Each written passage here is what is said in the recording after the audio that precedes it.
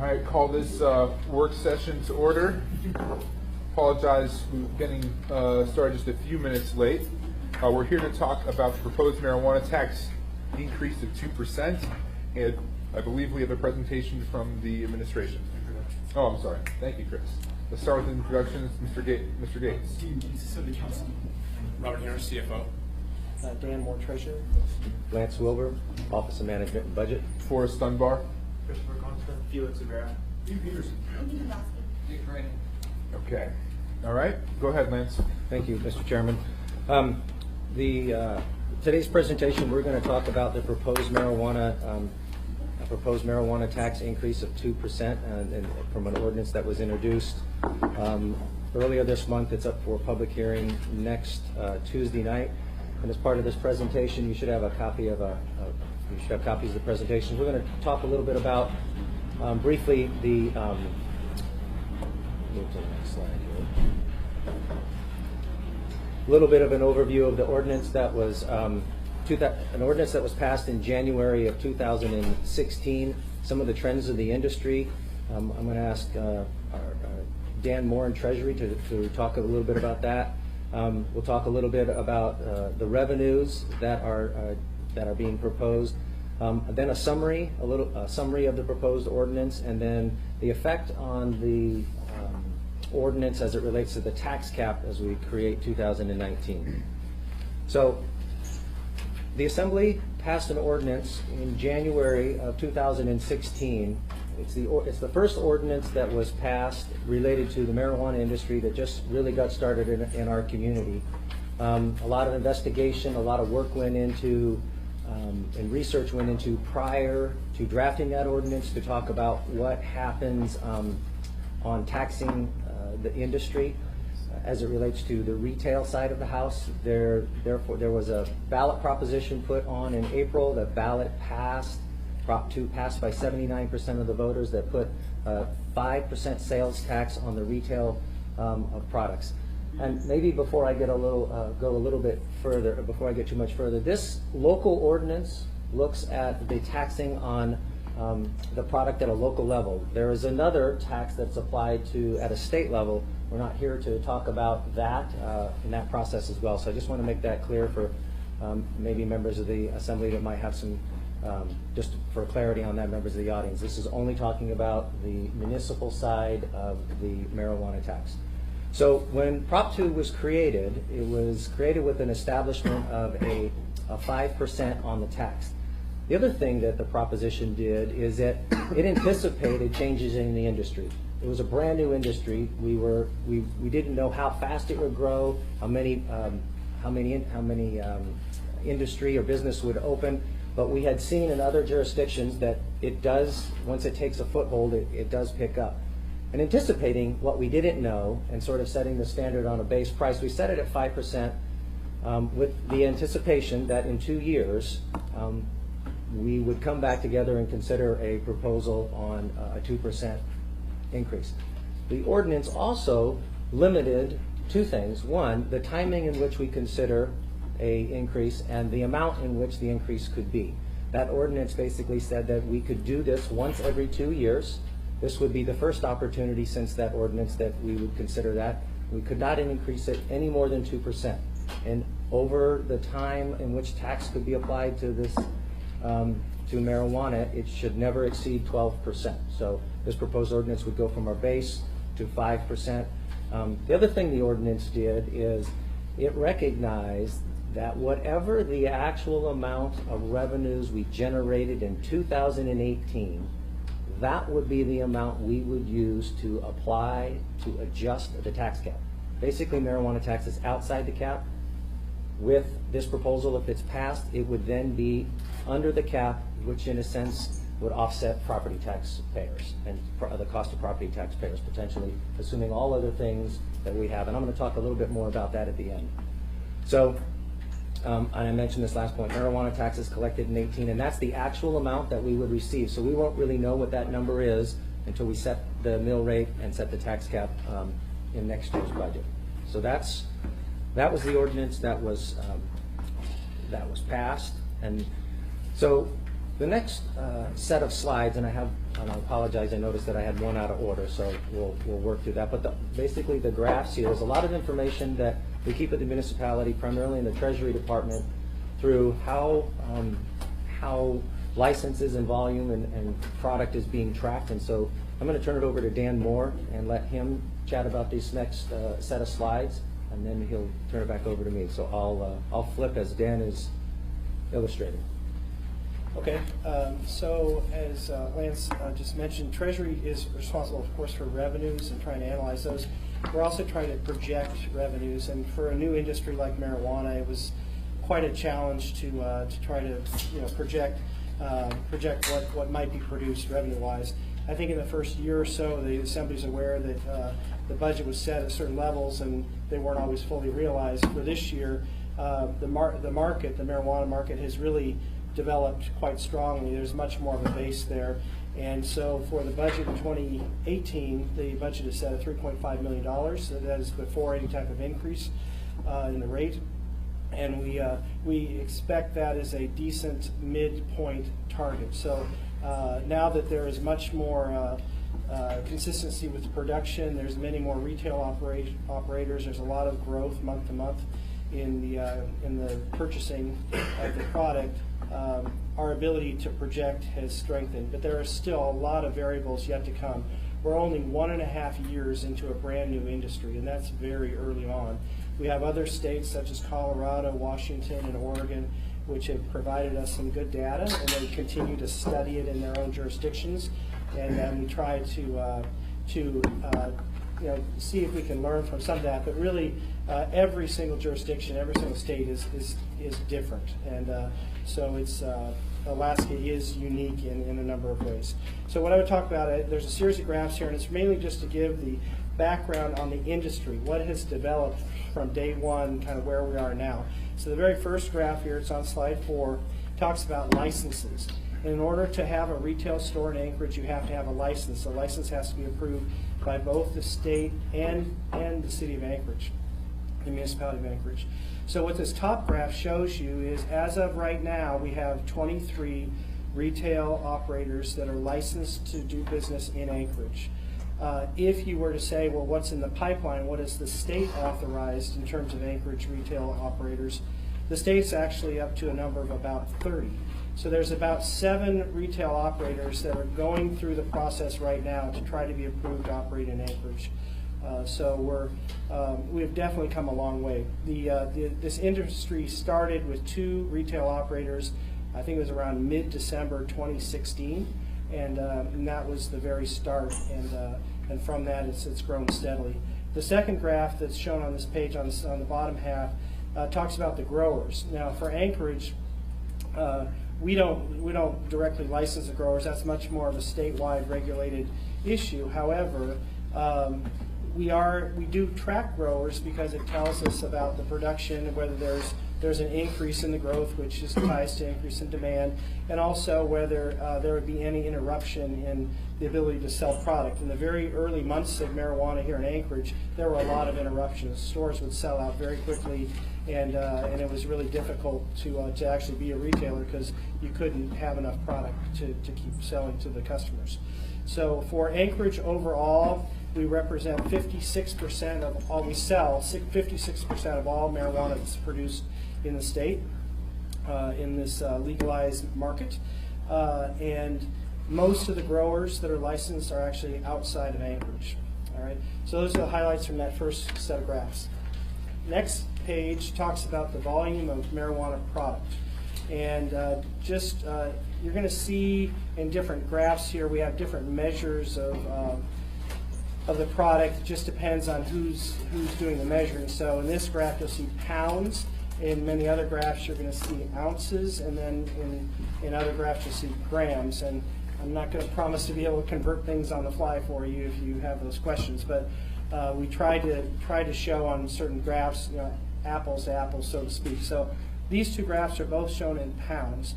And what this is showing in the top graph is how much is produced statewide for bud and flower product, and that's statewide. That's the light shaded bar graph. And then to the right of that, you see the darker shaded or the darker colored bar, and that is what is actually in Anchorage, tied to Anchorage retail stores. And so you can see that relationship of product produced in Alaska versus what is actually sold in Anchorage. That's the 56% I mentioned a minute ago. You can also see that for Anchorage, the dark bar in the top graph, there's a steady increase in growth. So you can see how that's produced increase month to month.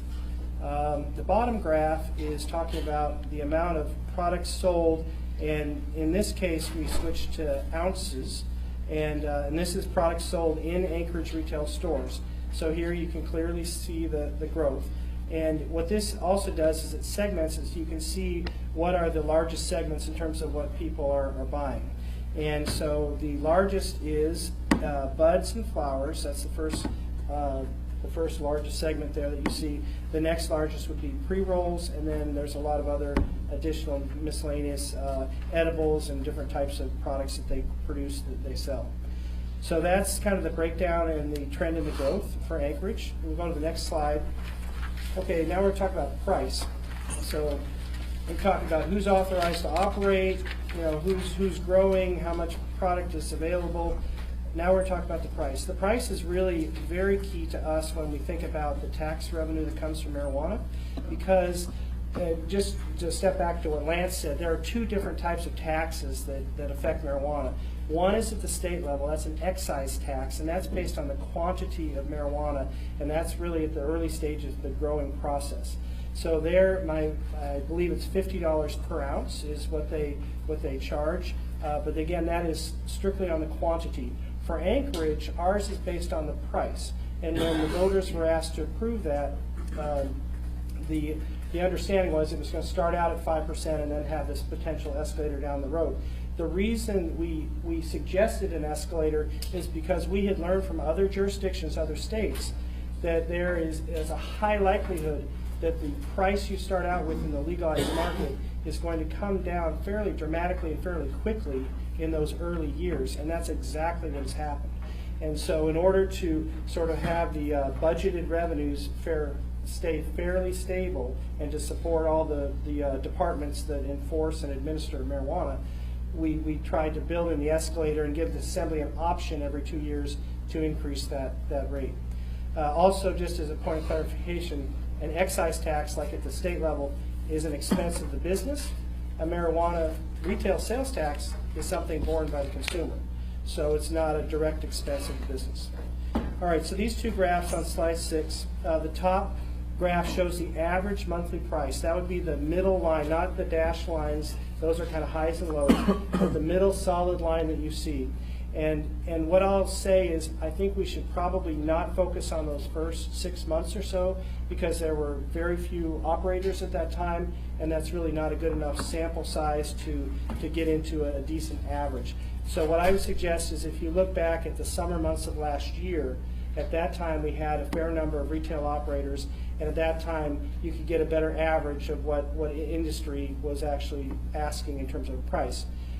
So for simplicity, because the numbers, obviously there's highs, lows, and averages, if you say that the price last summer for bud product was around $500, and then you look at what it is today as of April, that average price is $350, just in round numbers. That is a 30% decline in the price in less than a year. So it is very dramatic, but it's also what we expected. Now I did a little bit of math here, and if you, let's see where we'll just down. Yeah.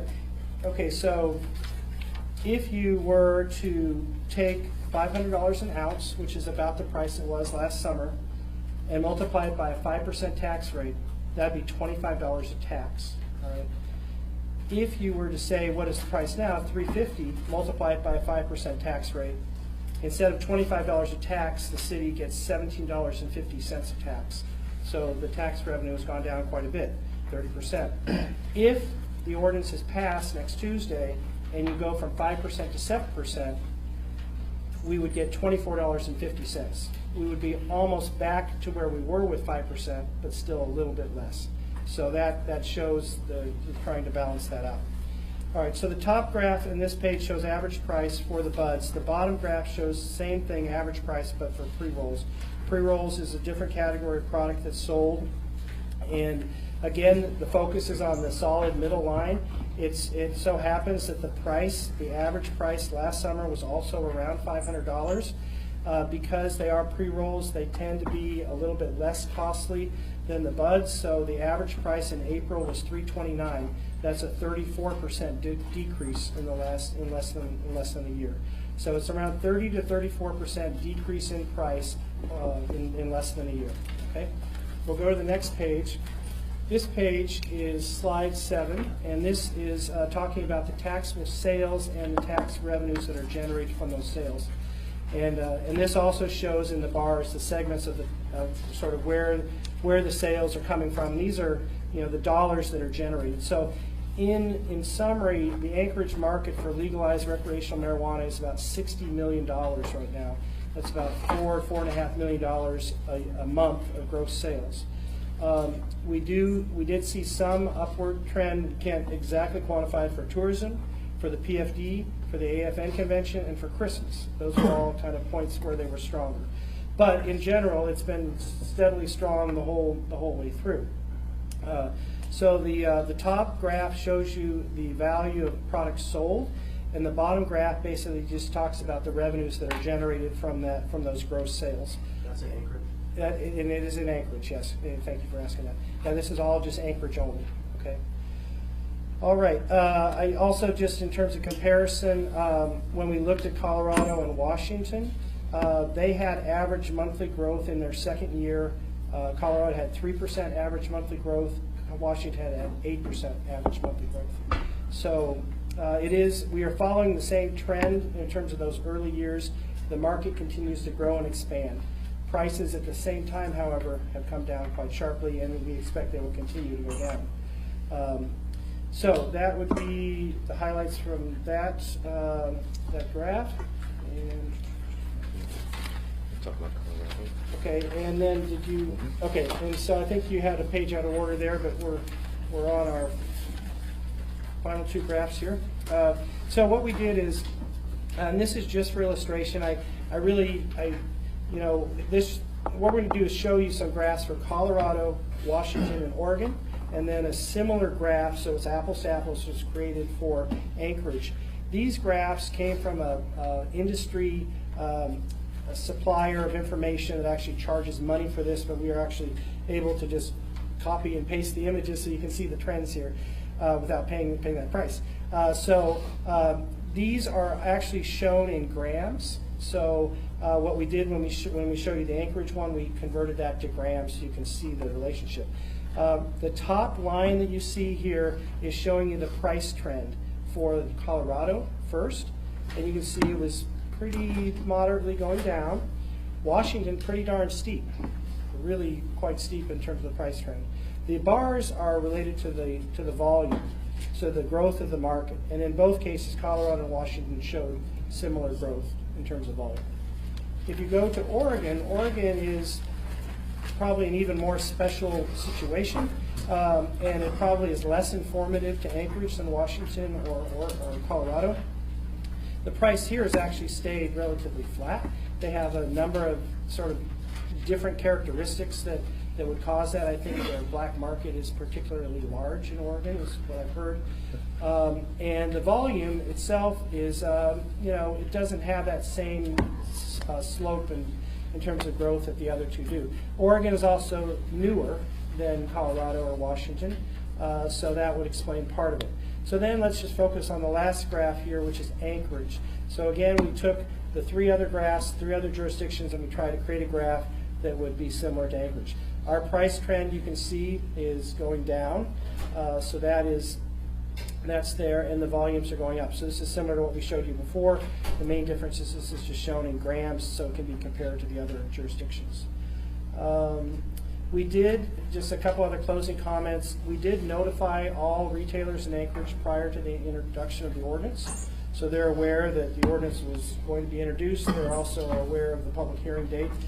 We've gotten no feedback in particular from any retailer, except I think one was talking about just taxation in general and concern about that. But in terms of the ability to implement, it should be very simple, and they have several weeks to be ready to do it. So other than that, let me just check my notes here. And just to put it in perspective on these two different types of taxes, the state tax, the city tax. The state tax is $50 per ounce. If the current price is $350, which we talked about, $50 out of $350, that's 14% of the price. For us right now, we're charging 5% of the price. So right now, the total taxation on marijuana in Anchorage, state and local, is 19%.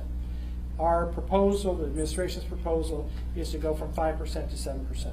So it's a very modest increase, and that would be in conjunction with the changes in the price. We do expect the volume to continue to grow fairly strong, and we also expect at the same time the price to keep coming down. We cannot tell you with any certainty at all what those endpoints will be or what the rates of growth or change will be. We monitor it very, very closely every month, and we do everything we can to grab information that will be helpful to help us shape our projections. And that's all I have. Mr. Peterson. Thank you, Mr. Chairman. Dan, do you know what the tax rate is in Oregon, Washington, and Colorado? I don't off the top of my head. I don't know if Bliss or Eric happen to know. You can look it up. You can look it up. Do you want us to give that to you afterward, or do you? We'll give it to them afterwards. We'll get it to you afterward. There's a lot of variation in terms of how they tax products, so it's not a real straightforward answer. Okay, We'll get it for you, yes. All right, we'll continue. Thank you, Mr. Chairman. So Dan was on slide 10. The slide when we made the copies, I put them in backwards. So I'm going to back you up to slide 9, if you can. So this is the revenue changes as it relates to where we are in 2018. In 2018, as Dan mentioned, we have budgeted sort of that middle location at $3.5 million in 2018 with revenues at existing 5% retail tax. That is what we have. If this ordinance takes effect on July 1, what will happen is we've done a calculation. That 2% would in effect generate an additional projected $700,000 for the second half of the year, taking effect on July 1st. And so that's what would happen if, and then the full effect of the 7% for an entire year we would show in 2019. That projected amount is $4.9 million. And so does that make sense? The reason those two numbers are important is I'm going to come back to them because one of them is going to use to set the tax cap. The other one is what we're going to show when we illustrate how it's going to offset property taxes. So I want to make sure that you understand how those things work. So we're going to jump ahead to slide 11. So again, the proposed ordinance here, Dan and I, we spoke about how the ordinance in 2015 that was adopted in 16 was built, anticipating basically this conversation and the way the industry has matured and is projected to develop. This tax would, if passed on the 26th of June, would take effect on July 1st. And reading the ordinance, and an important part about reading the ordinance from the original base ordinance, if the Assembly does not approve the increase by July 1, the tax would take effect July 1st of 2019. The ordinance specifically says on July 1st of the year in which the Assembly takes action, so, or the following July. So if you adopt in August, it goes to next July. So that's an important point. The other thing that I want to point out here is that some of the other scenarios that without the increase, as Dan mentioned, it's not unlikely that there's not going to be growth in this industry, and so that's not going to be the case. And then, as I mentioned earlier, there's potential that as that growth continues, the amount of support not from the industry to support that service could potentially be borne by the taxpayers, and that's something that's a risk that we want to make sure that we can avoid or at least limit it as much as possible. So this is the slide that Dan mentioned. I have my math is a little bit off but basically, as Dan mentioned, 2017 it was about, well, my math is not off, my math is different. $500 per ounce is about $25 in tax, which is about 88 cents a gram. Today, Dan mentioned it's $3.50. At $3.40, when you do rounding, it's $17 an ounce, or about 60 cents a gram. If this is passed on July, assuming the $3.40, it would be basically about 24 an ounce, and that it's about 80. And the number, I was checking the math. Finally, it's about 84 cents a gram. So still less than when we originally started initiating the tax. So I think it's important to recognize that at this time, the amount of tax collection per ounce or per ounce and per gram would be less than when we initially started. So I mentioned about the tax cap, and for those of you who are new students in the tax cap, I will try to make this as elegant as possible.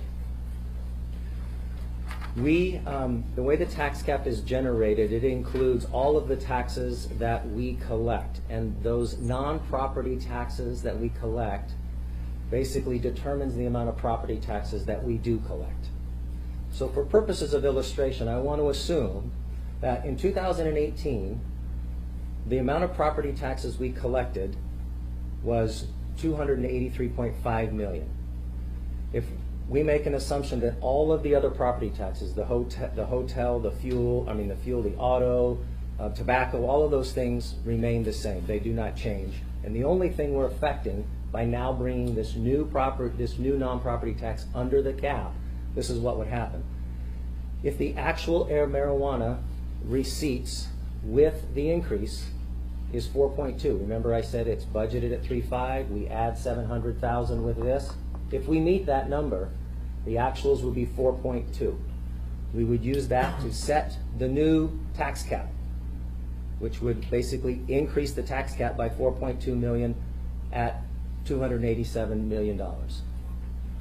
Now, if we meet that $4.9 million, we are going to reduce that from the new total, and the balance on the bottom is what the taxpayers would pay, which is literally about 700,000 less in 19 than they pay in 18, assuming all of the other non-property taxes don't change. So the key message here is, by the authors in creating the legislation, by putting this underneath the cap at that time, while we do increase the cap, as those revenues are there, it has the opportunity to offset property taxes. So that is the effect on the tax cap, if nothing else changes. So, Mr. Chairman, those are all of the slides that we have, all of the information that we have for you today. If there are questions that you have about the timing or how we will implement this change in our budget, or anything else, if we don't have the questions for you today, like the one that you just asked, we'll get an answer. That's all I have. Thank you. Questions? Mr. Traney. Lance, I appreciate this. So we're projecting is what, $4.2 million from the marijuana tax locally? If we do the increase, that would be correct. How much alcohol tax do we get?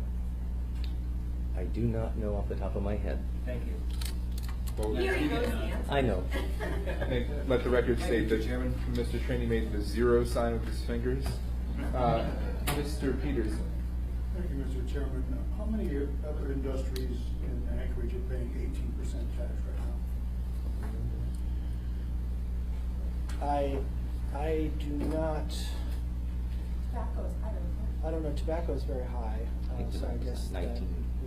you'd have to do the math. We can get back to you in writing on that. But not Just the e-cigarettes. Exact answer. Okay. Thank you, Mr. Peterson. Other questions or comments? it? I just have one. Ms. I'm so Kubowski. glad I slipped in that amendment to pull it back under the tax cap, I'm just saying. Congratulations, Mr. And I can't believe Kubowski. Mr. Trainee let it happen, but he did. Sorry. Okay, so I have a question. So the revenue that we're currently generating, what % of that goes to monitoring or working with the industry, the new kind of set of regulations we've established?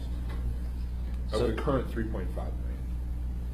So as right now, it's basically above, it's outside the cap. When we built the budget, there were a couple items in 2016 that we programmatically directed that the revenues would be targeted towards. I know that we had to buy some software and staff support, Mr. Chairman.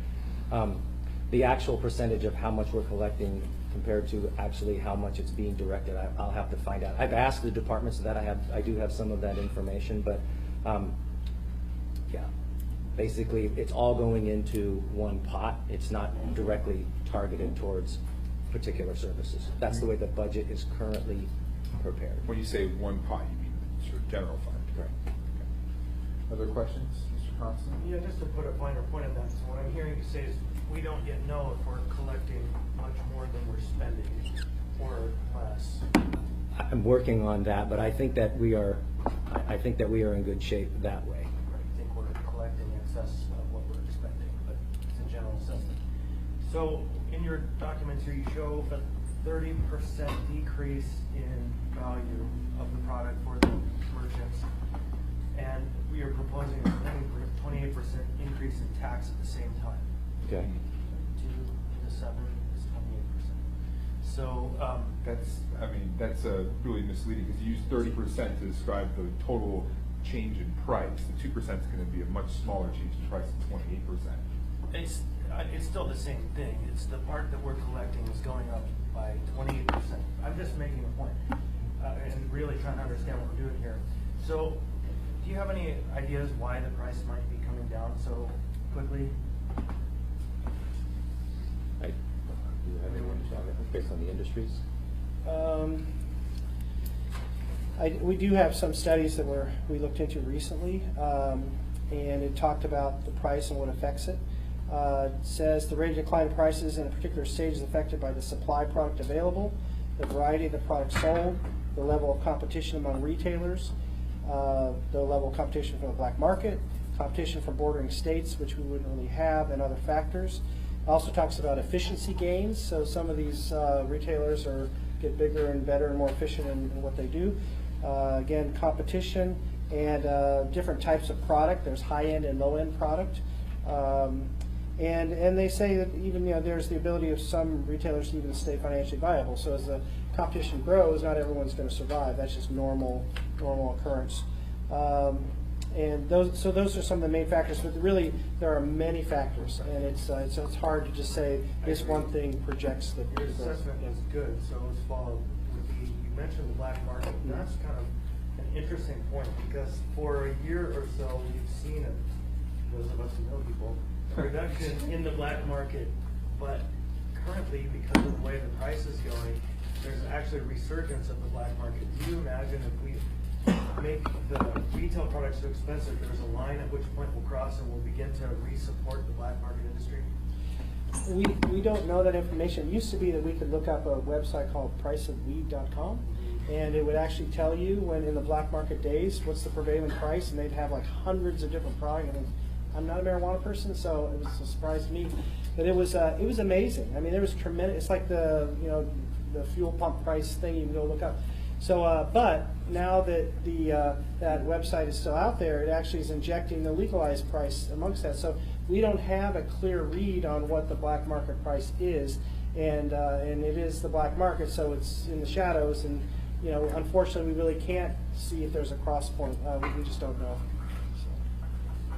Other questions? Mr. Boss. Thank you. I have a feeling there's people in this room who could probably make a few phone calls and find out for you. Okay. But Dan, so what I'm hearing you say is what you said in your presentation, and I thought you did a really good job of it, is in every state that legalized marijuana virtually, and the ones you looked at anyways, right away the price was really, really high, and then you watch this decline, so you plan for the decline, is what you're saying. And so this is not shocking or unique to Alaska. Right. Everybody's really excited. There's all these people that come in, they flood the market with product. There's all these other factors, and it is the common trend is that the price dramatically declines over the first few years.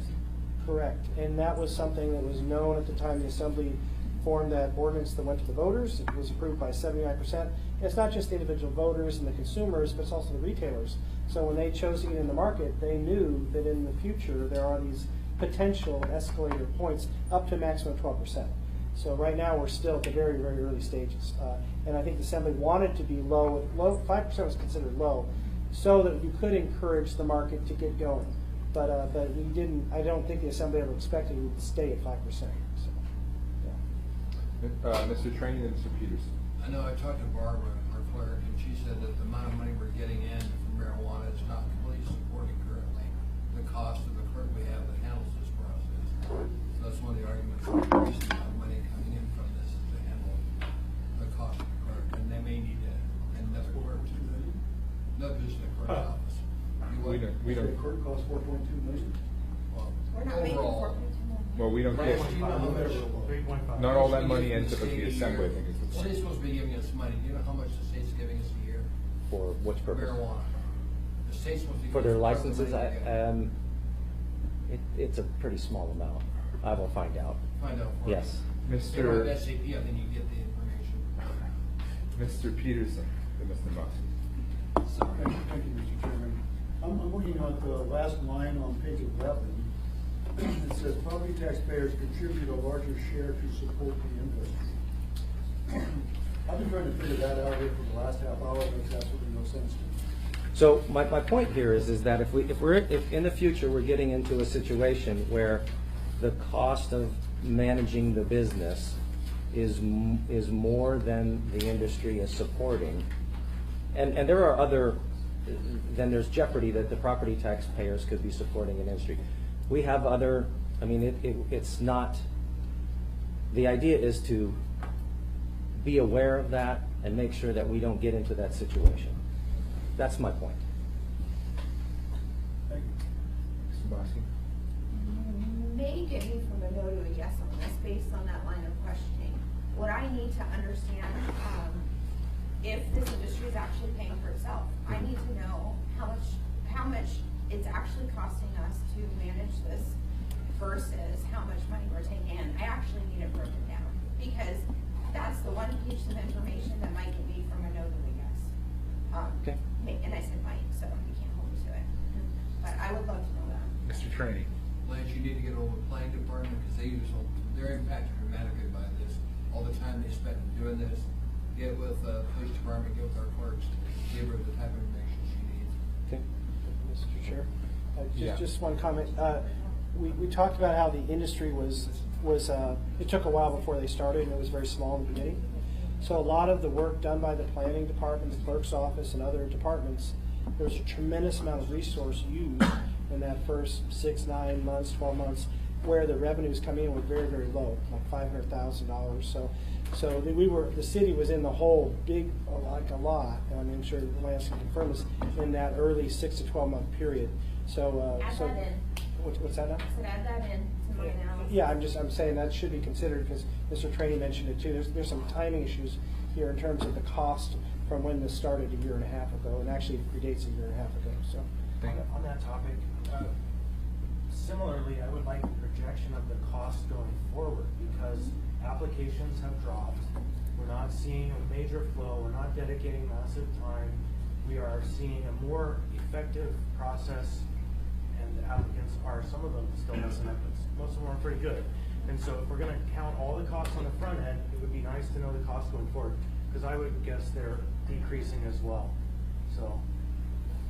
Fair is fair. No, it's fair. No, it's Thank absolutely. you, Mr. Chairman. I would also like to see a graph of how many people have initiated an application for a license but never followed through on it. Because we could get to the point where we're taxing ourselves out of this market, and people will be going to the Valley or Kenai or some other location that's not within the Anchorage Bowl, where they can buy it for less tax. Mr. Trainee. Thank you, Mr. Chairman. Part of the problem is the state has no limit on how many they'll accept. And it's gonna flood the market, both growers and retail. It's just gonna flood the market. So the state is its own problem with what it's created. Well, actually, that would be a good thing, because the retail price would continue to go down and dry up the black market, which was one of the goals of the initiative. I think from the people can beginning. lose their livelihood, the business goes bankrupt. Well, from the beginning, we said that we didn't want to limit the number of licenses because we didn't want to create a secondary market. And so, it's laissez-faire, you know?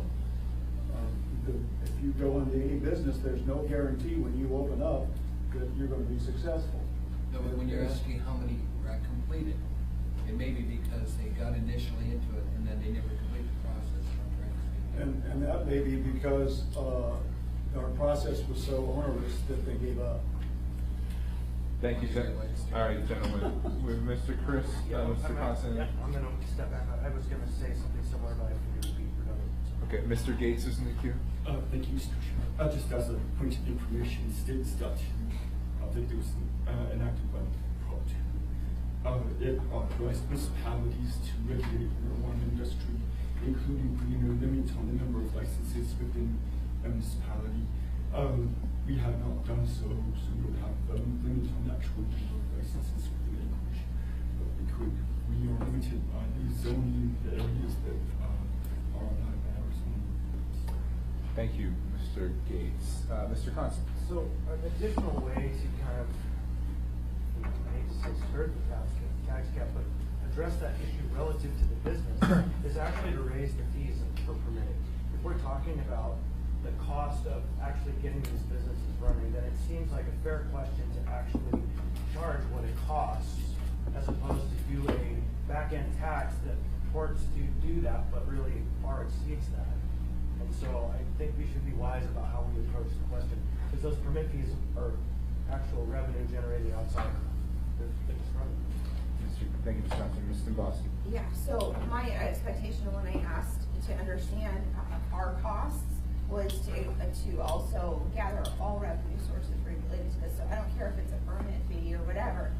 I want to know costs and I want to know revenues. And I think you're absolutely right when it comes to, yes, we all knew that it was going to cost us more upfront before they got going and revenue started coming in. But then I think you're right. I think the cost to administer will diminish over time. So it's important to say how long will it take us basically to earn the money back that we front-loaded to upstart this industry. I think those are all good questions, but just to be clear on my question, I'm looking for all revenue coming in from the industry. Thank you, Mr. Bosky. Any other questions or comments? Mr. Peterson. Thank you, Mr. Chairman. I thought that, the state was, they're getting $50 an ounce. I thought they were supposed to share half of that with local municipalities. That's the question that Mr. Trainee asked. I'm gonna get you the answer on what that amount of revenue is Because coming to that us. would be a significant amount. Yeah. There's also part of the application fee that's supposed to give the city. I would imagine that they've already spent that money at the state level. No, they got. Like the alcohol tax, it disappears. Just look to the ERA. Probably the Okay. Ms. Foley. I can help answer that question. The municipality receives 50% of the licensing fee. So for a new license application, it's $1,000, the community receives $500. For a renewal, it's $600, we receive $300. Those funds come to the clerk's office and our business license officials' salary is split between marijuana and alcohol licensing. So our personnel charges consume that revenue. Thank you, Ms. Foley. And I think that was what they were describing, Mr. Peterson, when they were saying that the revenue doesn't cover our costs. They weren't talking about the $3.5 million tax. They were talking about those fees. Is that right? Which I think it was budgeted at $46,000 initially in 2018, and we made a small reduction. Does that sound correct to you? So I think we're at about $35,000 or so for 2018. Thank We you. anticipated state revenues for that 50% portion of the license fee. Thank you, Ms. Foley. Thank you. Mr. Trainee. So Rose, then the licensing clerk's whole salary is made up by marijuana because alcohol doesn't pay anything. Is that what you're telling me? There are alcohol revenues that come from the state to APD for enforcement. But not to the clerk's office. They are charged via IGC from the clerk to APD for that portion. Good. I would like to hear from the industry. Okay. Yeah, we have about, we started late, so we have about 15 minutes left. Is there anyone here from anyone else in the administration or from the public who'd like to testify? Go ahead. Oh. Could you state your name for the record? Sure, Jana Alstein, attorney for probably 60%, 70% of the industry. This industry is getting off the ground, and we do appreciate all the great work the administration's done. It's been, tough road, hard road, lots of learning blocks. We tried really hard working hand with the planning department we've gotten really good at that. I think we've streamlined this process. I mean, I know my office has about 10 acres applications that I need to be submitting the special land use applications to you guys, but we've been busy with renewal, so you will see more soon coming in. I think the one thing that the industry might be a little bit salty about this proposal is, you know, when we came to you guys and we discussed this tax proposal, none of us even argued against it. In fact, we all voted for it because we all wanted the tax because we felt that. I know Amy didn't, she doesn't like taxes, but we all, I mean, for the most part, voted for it because we wanted to support our community. But we were told by this body, you know, we promised not to raise it for 2 years. Well, it's only been a year and a half into active operation. I know it's been legal for 2 years, but the first store opened December 6, 2016. So it's only been a year and a half. So I don't know if there's a way to kind of, you know, make good on that promise with the 2 years. I just know that kind of is sitting not great with a lot of industry folks because they're like, wait a minute, the assembly promised it was going to be 2 years. We've worked great with the assembly's never broken any of its promises, and now we're kind of considering this issue. And granted, it's only 6 months, but we're teetering on this line, the line that I think Mr. Constant was referring to earlier about, you know, stamping out the black market. And I'll tell you, because I have my ear to the ground, and obviously I have crossovers from the black world to the legal world, like a lot of my clientele is a crossover. I know what the black market prices are, you know, right now, and they've gone from 5,500, you know, 8-9 months ago to 2,500, and it's because we're snuffing it out. But you know, when you put the optics, and this is how I feel, and I can't speak for everybody, but when you put the optics at the price at the retail legal level, it's going to go even up higher because I mean that's you know, that's the tagline everybody hears is, oh, legal marijuana is so expensive, and then you put the optics out there that's going to be more expensive. You might drive some people back to their dealers. So I know the industry is supportive of, you know, being taxed, and they, you know, they supported this, the 5%. But if we could just get a little more time to get our feet a little more stable, I think it would be better for our industry and our relationship with the city moving forward. Thank you, Ms. Lotzine. Any questions for Ms. Lotzine? Mr. Peterson. Thank you, Mr. Chairman. This might be, obviously, I don't expect you to know this off the top of your head. Do you know how many millions of dollars licensees have spent upgrading their facilities in order to meet the requirements by the municipality? Well, so it varies. I mean, I have a client that purchased a building for about $2 million, has to put about another $1.5 million into it. You know, just that little house in Green, you know, that Minnesota one that is kind of with a total redo. I mean, that was, you know, a couple $100,000. So all in all, I think that the municipality managers probably had property improvements between 20 to 25 million, I would say. That's a guesstimate, not like a fact, but just my guess. Not to mention all the contractors that got work and employees that got paid because of all the work that had to be done in those buildings. Well, I mean, to that point, we even had financial institutions talk to architects and engineers, companies that have been doing a lot of work with cannabis companies, and say, hey guys, you know, you're depositing a lot of cash these days. I mean, can you tell me you got more clients than just cannabis clients, right? You know, because that's kind of how we operate, and when we make changes and do phases to, you know, grow the facility inside the building, the revenue that the company's already generated is only in cash, right? And so, I mean, just myself, I've seen my fees be paid, you know, from the industry starting in check to really, you know, it's a good amount of it now in cash, which is a pain in the butt to deal with, and it makes the banks ask questions. They can't ask me that many questions, but for contractors and stuff. But yeah, they have kept some of these businesses and these contractors and the engineers and the survey companies alive that otherwise would die right now.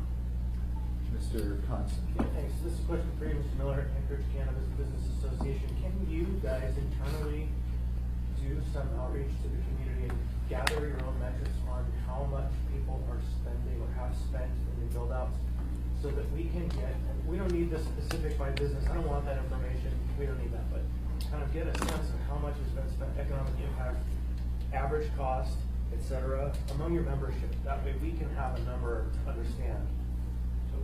I actually brought some of those numbers with me. Okay. So right now, if you look, we have about 49 active businesses operating in Anchorage. just over 20 are retail. If you average 10 new employees per business, that's 500 new jobs added to Anchorage. Of the 49 businesses, you know, when you look at a retail store, people spend between $200,000 and $500,000 to upgrade the property. For a, let's say, large-scale cultivation, people spend between $2 and $7 million. So this industry's put in excess of $50 million into the Anchorage property tax market already. So, you know, we're talking about sales tax, but we're not looking at the jobs, the additional business property tax, the property tax, and the inventory tax that everybody pays at the end of the year. And with 50 businesses operating and bringing in $4.2 million, that's on average at $84,000 a year it takes to regulate one business. That seems like a bit high. So the permitting fees that I paid up front when I got all my construction permits and everything else, that covered the planning and zoning. None of that was free, and it didn't come free. If I had to be re-inspected, I had to pay for that, right? So I don't think counting what planning and zoning has been is really equates to what we're looking for here. We're looking at the industry supporting itself moving forward. You know, and we have a lot of additional expenses as a retailer. I'm just going to throw some things out there that, you know, we pay an additional approximate $1,200 a year in security, you know, because of the state requirements. Licensing, regulatory, and inspection fees, that's another $10,000 a year that we're spending. Insurance, our insurance is 3 times that of a normal retail business. So if a retail business is spending $5,000 a year for their liability, you know, theft and all that, we're paying $20,000 a year. The marijuana tracking requirements, you know, I can go on and on and on. You know, the city has $10,000 of my money that I consider costing me every year as a bond that I had to pay to make sure I pay my state, or to pay my sales tax. You know, that's an expense to me. I guess my point is, you know, 2% doesn't seem like that much, but 2% on top of all the other fees and regulatory requirements we have is a lot. And it will be the difference between that 501st job or maybe going down to 490. You know, there is a lot of revenue coming into the city, but at some point with the additional expenses, it's getting tougher and tougher. The only other thing I would like to mention is, you know, we're talking about the decline in prices in Oregon and Washington. They have one distinct advantage down there that we don't. They have, you know, 50, 60, 70 acre outdoor grows. Alaska will never be able to support a marijuana industry with outdoor grows. So the price can never get so low as you're seeing in these communities down there. So the price will be artificially inflated, number one, from the $800 a pound tax, and from the electric bills, the air conditioning bills. You know, our price will never, I don't want to use the word tank, but our price will never tank like it has in Washington and Oregon. So, you know, we do have some of that protection, I guess, as far as sales tax, because the price can never get that low. Well, and you guys did it right with the percentage tax. The state did it, I mean, it was a voter initiative, but hopefully they change it, because it's really wrong, this 800 flat tax, because, you know, in Oregon and Washington and Colorado, a good pound of weed goes for $800 to $1,000 a pound. We'll never get there with this tax. So I have 2 questions off of that. The first is, you would know this better than we would. What is the likelihood that the legislature in the state changes that? What kind of progress are you making in getting legislature to change that tax? You know, it's going to have to go through the legislature. You know, it's at least 1 to 2 years out, and I'm not sure there's a lot of support for it. So, do we have hopes in the industry? Yes. Is the government talking about it? Yes. But I assume it's going to be a long, drawn-out process. So, do you have something, Janet? No, just like, they can't get anything done in June. So the second question, I realize this is probably beyond anyone in this room sort of, we probably don't have the data, the sophistication to do this, but I wonder if you could talk to me about the elasticity of demand of your product. That is to say, you're talking about raising the prices if you're going to absorb that all. But if the price is being raised across the board at retail, then in theory, most of that, if demand is not completely elastic, then most of that will be borne by the consumer, not by the retailer. So can you explain to me why don't you think you will be able to pass this expense on? And what percentage do you think you'll be able to pass on? Well, to be honest with you, right now, the market is very competitive, and if I'm offering and I have $12 grams in my store, that's $12 with tax. That's not $12. So we do the math, right? Right, but so you might have to go $12.50, but your competitor would have the exact same 2% No, I'm increase. going to stay at $12 like my competitor, and I'm going to eat the tax out of the back end. And the black market's gonna be at $7 a gram. So you think that it's almost perfectly elastic? That is to say that any increase in your price, if you were to increase your price, or if the industry as a whole, the legal industry would increase their price, that would immediately, that consumption would be taken by the black market, all of it. It's inelastic good, it's a sin good, so it's not elastic, the demand will stay the same, it's just the outlets in which you get it. You know, are you gonna pay $300 and? So why does anyone buy your product at all? I mean, because black market is currently lower. Because it's safer and it's tested. They get to come into a facility where there's lights and security and people there, and it's much safer and it's tested. Right, and isn't that worth something? It's worth Just it. one thing, $5. I have heard that the black market sellers are using the testing facilities to test their product now because it's becoming a value that's available to them. Well, I have never heard of that. I have heard this. Clever, But that, and they So- can't. what you're describing doesn't make sense to me. I think it actually is going to be some combination of. I don't understand why every single retailer would not raise their prices at all.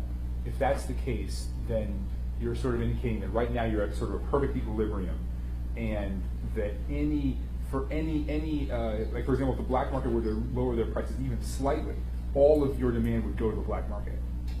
I don't think that's what you said. That's not what I said. But Well, I guess what I said. I need someone who's better at economics and like a graph to describe this thing. It's like consumer and. You've got a couple over here. Yeah, go ahead, Mr. Peterson. Back in the good old days, gas stations right across the street from each other would be adjusting their price, a penny a gallon or whatever. And the guy across the street, if he didn't adjust, he wasn't getting the volume. And so they make their money on volume.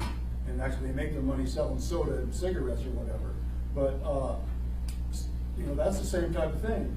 We've got 25 or 23 retail stores. If somebody's $1 a gram higher, they're in big trouble. Because the consumers are gonna shop the market. We don't disagree with that at all, but they all will face the same tax. So in theory, their cost structure should all be the same, and their price should rise or lower, just like we did when we instituted a fuel tax, and all of the gas stations, actually before it even went into effect, raised their prices. But what they're arguing is that they can't raise their price at all because there's another competitor not subject to the tax that all of the demand will flow to. I think you're being too concrete. I think what they're saying is that's a general principle, and that you will see that happen, and in fact, you do see that happen. And so, I don't think anybody made a blanket statement that this is all 100% black and white how it's going to work, except you. I think that what their point is, there are market forces at play here, and this will drive people, maybe not all the people, if we're not careful. And so, That's absolutely true, and that's not what I'm saying, but my question was, what percent would go to a price increase and what percent would be absorbed? And he said that all of it would be absorbed by at least his store.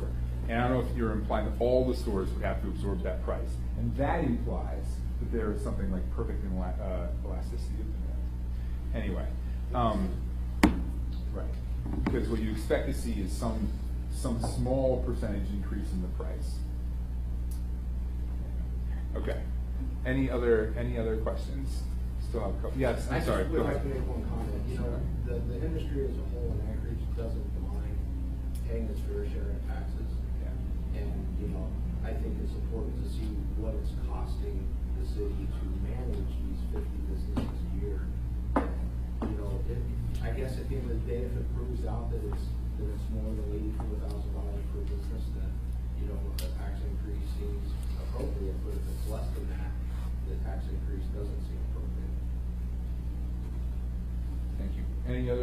closing comments or questions? You know, just one comment. The way this was introduced, kind of a late last minute item on the agenda landed, it's a substantive item that really impacts a lot of people. And while it's within the rules to lay an item on the table on the agenda, it's one more of those issues that if we're gonna do something like this, it's wise to give the people lots of time to contemplate it in advance of the question, right? Because this is one that has a deadline. If we don't do it by the end of this month, then we won't be able to deal with it until next year in terms of revenues on the books. And so it's in some ways pinioning the process as a fulcrum to achieve a goal, and it's not fair, I don't think. And so I'd ask on matters of this nature, we get ahead of it enough that we have time to meaningfully reach out to the community.